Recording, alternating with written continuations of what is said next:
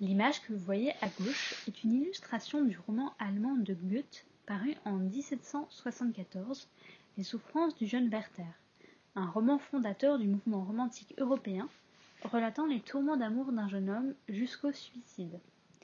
En Werther et en ce roman d'un type nouveau, dans la seconde moitié du XVIIIe, relatant les errements d'une conscience, se sont reconnus de nombreux jeunes Européens, au milieu d'un élan littéraire et social d'avènement des sensibilités. On a même accusé Werther d'être à l'origine d'une vague de suicides en Europe.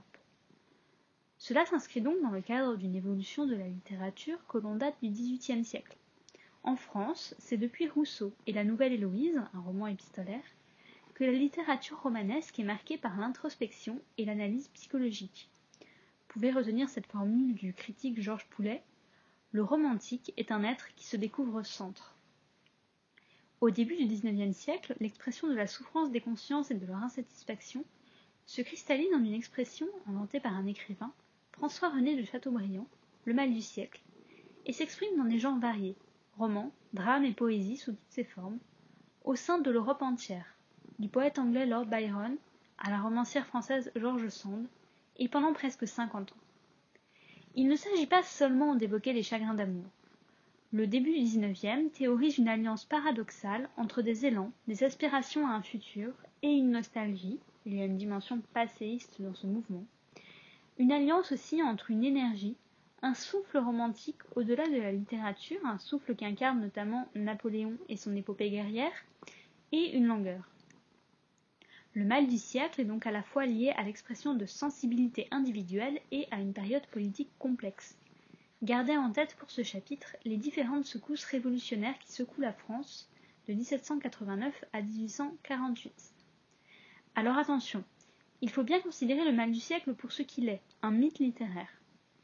Même si la jeunesse éclairée en a fait un thème littéraire comme un angle d'analyse psychologique pour une génération d'écrivains se sentant mal adaptés à la société, il n'y a bien sûr pas de courant massif mélancolique qui s'empare de la totalité des jeunes gens de ce temps. La présentation qui suit vous propose d'explorer le thème du mal du siècle à travers 4 grands romans. Que pourrait résumer cette analyse de Paul Bénichou ? Ce sont des romans qui présentent l'amour de la solitude, l'habitude de la rêverie, les impuissantes et vagues aspirations, un incurable scepticisme, l'ennui, le désenchantement, le désespoir même, poussé quelquefois jusqu'au suicide. Chateaubriand est né en 1768. Il fait donc partie de la toute première génération de romantiques.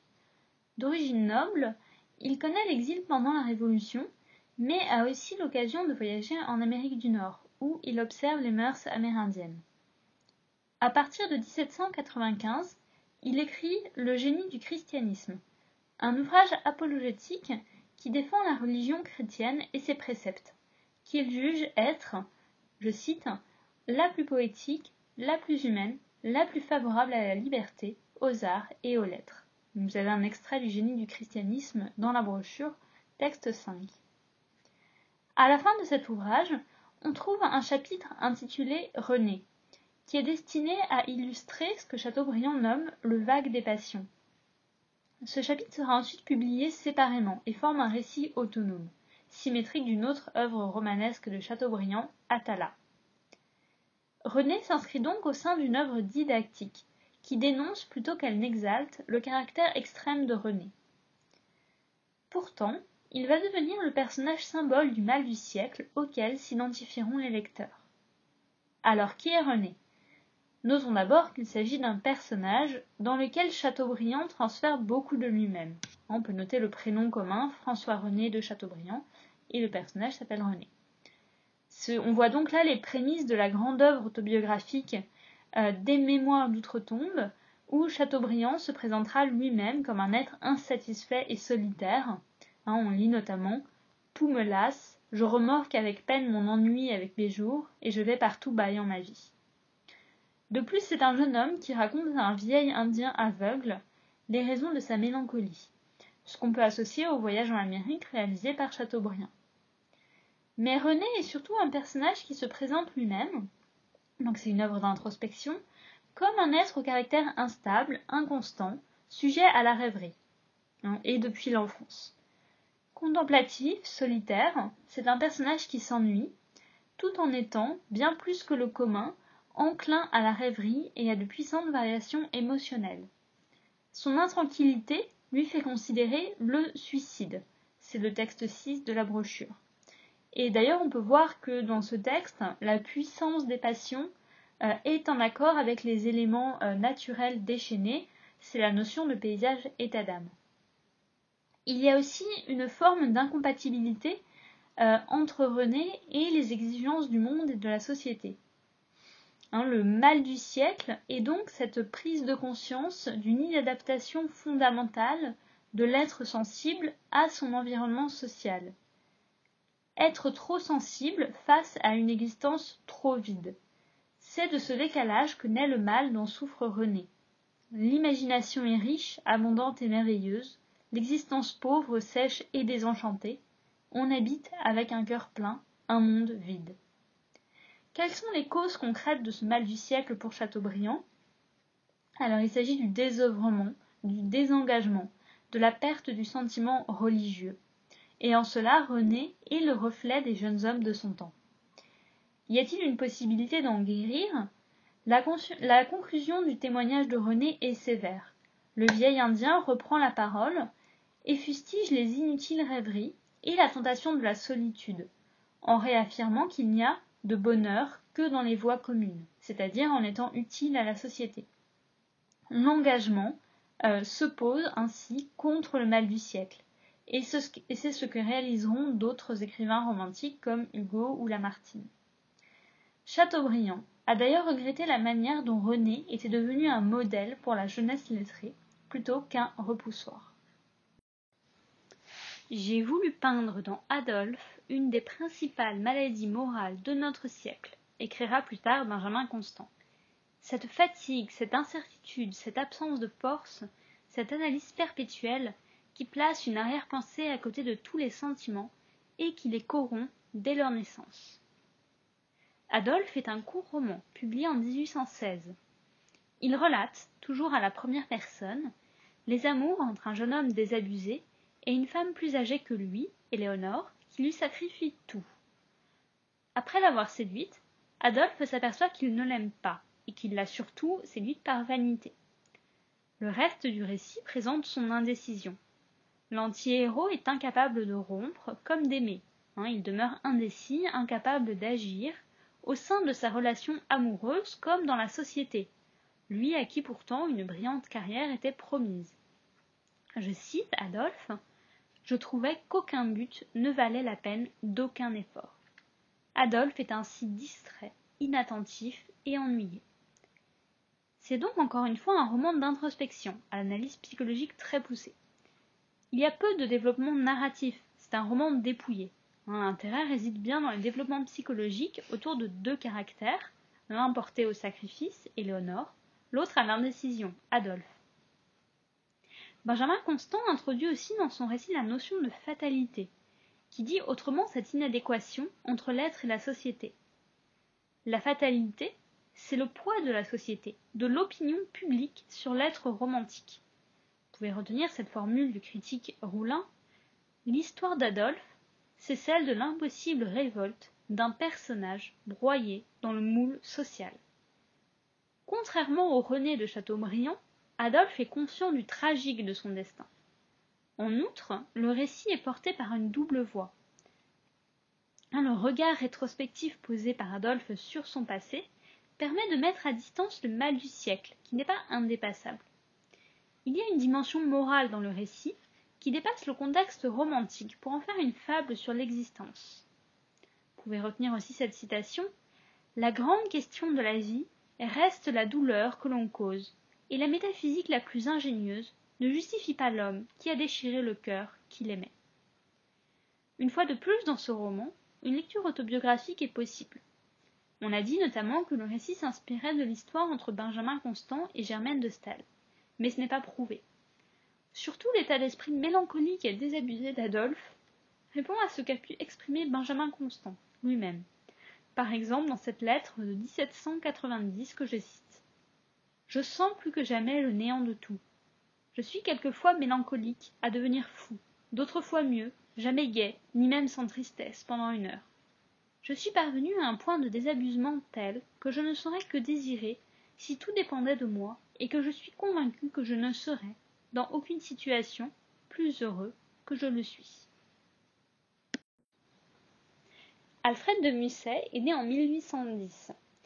Il n'appartient donc pas du tout à la même génération que Chateaubriand et Benjamin Constant, qui ont vécu en tant qu'adultes la Révolution française et l'épopée napoléonienne.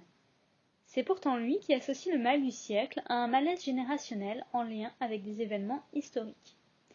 C'est d'abord le cas dans Rolla, publié en 1833. Alors Rolla est un long poème narratif qui relate l'histoire d'un jeune homme débauché, amoureux d'une prostituée. Il comporte surtout une accusation contre le siècle des Lumières, qui a sapé, selon Musset, toute capacité à croire. Le mal du siècle, cela devient donc la solitude d'une génération sans Dieu, qui a perdu toute confiance spirituelle et se retrouve embourbée dans une quête philosophique et métaphysique toujours insatisfaite. « Je suis venu trop tard, dans un monde trop vieux » est un des vers les plus connus de Rolla. C'est le texte 10 que je vous invite à aller lire, et qui comporte aussi une attaque contre Voltaire, en tant que représentant des Lumières, qui ont sapé les conditions de la foi, sans que la raison ne vienne non plus triompher. La confession d'un enfant du siècle, donc là c'est le texte 11, développe encore ce sujet. Alors c'est un roman publié en 1836 qui comporte une très forte dimension autobiographique. On l'associe en général avec l'histoire passionnelle vécue entre George Sand et Alfred de Musset, qui s'est assez mal terminée. Le roman relate les amours d'un jeune homme, Octave, qui est désespéré par l'infidélité de sa maîtresse et finit par tomber dans tous les excès. Il finit par souffrir aussi d'une incapacité à aimer. Mais le tout premier chapitre des Confessions d'un enfant du siècle, que je vous invite à lire, c'est une sorte de préambule, revêt une dimension collective. Musset présente les raisons socio-historiques du mal-être d'une génération, celle née au tout début du siècle, qui a grandi à l'époque de l'épopée napoléonienne et se voyait promise à un bel avenir guerrier et glorieux, mais s'est retrouvée à l'âge adulte dans la France de la Restauration monarchique, sans gloire, marquée par l'ennui et l'immobilisme. C'est ce que vous voyez dans le texte que je cite dans la diapositive. C'est une génération condamnée au repos par les souverains du monde, livrée aux cuistres de toute espèce, à l'oisiveté et à l'ennui. Des jeunes gens voyaient se retirer d'eux les vagues écumantes contre lesquelles ils avaient préparé leurs bras. Dans la suite du roman, un lien est établi de manière peut-être un peu artificielle entre ce mal du siècle historique et le mal-être intime du personnage qui se dit donc pris dans la maladie du siècle lorsqu'il s'aperçoit de la trahison de son amante. Alors on voit qu'on ne peut pas vraiment parler de mal du siècle pour chaque tourment passionnel exprimé dans les textes romantiques. Il est bien indissociable d'une réalité historique, même si elle reste assez vague, comme le montre l'usage de l'expression pour des hommes de générations aussi différentes que Musset et Chateaubriand. Encore une fois, le mal du siècle est un mythe littéraire, derrière lequel chaque écrivain peut bâtir une nouvelle réalité. George Sand est l'autrice d'une œuvre très variée, parmi laquelle ses romans socialistes et champêtres sont les plus souvent cités. Mais elle est également une figure essentielle du romantisme et a aussi à sa manière évoqué le mal du siècle, peut-être d'un point de vue plus féminin, puisque ce sont cette fois des héroïnes, des consciences de femmes qui sont étudiées. Lélia est un de ses premiers romans, un des plus pessimistes aussi, il paraît en 1833. D'après l'écrivaine, Lélia n'a été, je cite, que le type commun de la souffrance de toute une génération maladive et faible. On retrouve donc cette dimension générationnelle dans l'expression du mal du siècle, en lien aussi avec l'état d'esprit de l'autrice. C'est un mal cette fois lié à une quête philosophique impossible, et à la question existentielle de l'absence de Dieu, toujours dans le cadre de cet héritage des Lumières. Je cite encore, « Ce n'est pas notre âme seulement qui souffre de l'absence de Dieu, c'est notre être tout entier, c'est la vue, c'est la chair qui souffre de l'indifférence ou de la rigueur du ciel. » Dans ce roman lyrique et philosophique, Lélia est un personnage qui, bien au-delà de la seule rêverie, n'a de cesse de se comprendre et de s'analyser jusqu'à l'angoisse. On parle d'abus de la pensée. Suscitant l'amour des hommes qu'elle repousse, Elle est présentée comme un pur esprit, au corps inaccessible. L'opposition entre le corps et l'âme est donc constitutive de la dualité d'un personnage romantique déchiré. Le mal du siècle est donc ici métaphysique, philosophique. Il est aussi lié à une certaine condition féminine, dans le cadre de la pensée progressive de Sand. Le renoncement à l'amour de Lélia s'inscrit dans une société où la femme, en situation d'infériorité sociale, ne peut pas s'accomplir par l'amour. À côté de l'angoisse métaphysique que diffuse ce roman, on trouve donc aussi un certain optimisme social, Lélia étant une femme d'action. Une fois de plus, c'est l'action qui est le remède au mal du siècle et à l'inertie, qui permet de rebâtir une nouvelle métaphysique. George Sand dresse finalement dans Lélia, en quelque sorte, le bilan de ce mal du siècle parmi ses contemporains écrivains, et en fait l'identité philosophique de sa génération, base pour des futurs progrès. Je cite « Combien sommes-nous qui avons pris la plume pour dire les profondes blessures dont nos âmes sont atteintes, et pour reprocher à l'humanité contemporaine de ne pas nous avoir bâti une arche, où nous puissions nous réfugier dans la tempête. Nous étions tant qu'on ne pouvait pas nous compter. Le doute et le désespoir sont de grandes maladies, que la race humaine doit subir pour accomplir ses progrès religieux. Acceptons donc comme une grande leçon les pages sublimes où René, Werther, exaltent leur profonde amertume avec le sang de leur cœur. Elles ont été trempées de larmes brûlantes. Elles appartiennent plus encore à l'histoire philosophique du genre humain qu'à ses annales poétiques. Dans la suite de l'histoire du romantisme, la figure du poète inadapté à la société et désœuvré sera remise en cause par l'engagement politique de grands écrivains romantiques comme Hugo ou Lamartine. Mais on remarque que l'isolement du poète est encore théorisé par Nerval en 1853. Nerval qui est un poète qui appartient à la même génération que Musset. Je cite Nerval, « Il ne nous restait pour asile que cette tour d'ivoire des poètes, où nous montions toujours plus haut pour nous isoler de la foule. » Et ce désir de désengagement, cette solitude du poète se retrouvera notamment chez les poètes parnassiens. Le mythe du mal du siècle perdure aussi à travers la construction d'une autre figure mythologique, le poète maudit, selon l'expression inventée à la fin du siècle par Verlaine, et à l'aune de laquelle on qualifiera a posteriori des poètes comme Alfred de Musset, à la vie brève et malheureuse. Enfin, la notion de spleen, incarnée par le poète Baudelaire notamment, est un autre avatar de ce mal du siècle romantique qui irrigue tout le XIXe siècle.